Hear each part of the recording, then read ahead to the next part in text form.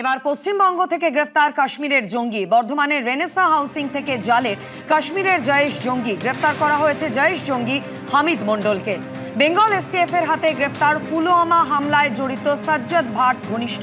মুখ্যমন্ত্রীর উপরও হামলার ষড়যন্ত্র সন্দেহ বেঙ্গল এসটিএফ এর। মুখ্যমন্ত্রী শুভেন্দু অধিকারীকে দীর্ঘদিন ধরে টার্গেট করেছিল লস্করে তৈবা এবং জৈশ-এ মোহাম্মদ। বর্ধমানের অত্যন্ত বড় একটা হাউজিং কমপ্লেক্স থেকে ঠিক বাইপাসের পাশে বর্ধমান শহরে ঢোকার আগে বিশাল একটি হাউজিং কমপ্লেক্স রয়েছে। সেই হাউজিং কমপ্লেক্স থেকে তাকে গ্রেফতার করা হয়েছে। কিন্তু হামিদ মণ্ডলের মূল নিবাস বা বাড়ি রাজারহাটে বাড়ি এবং তার পাশাপাশি এই হামিদ মণ্ডলকে গ্রেফতার করে এসটিএফ আজকে বর্ধমানে প্রডিউস করবে। বর্ধমান কোর্টে প্রডিউস করা হবে হামিদ মণ্ডলকে। হামিদ মণ্ডল মূলত এই গোটা যে অপারেশনটা, সেই অপারেশনের লিঙ্কম্যান হিসেবে কাজ করত।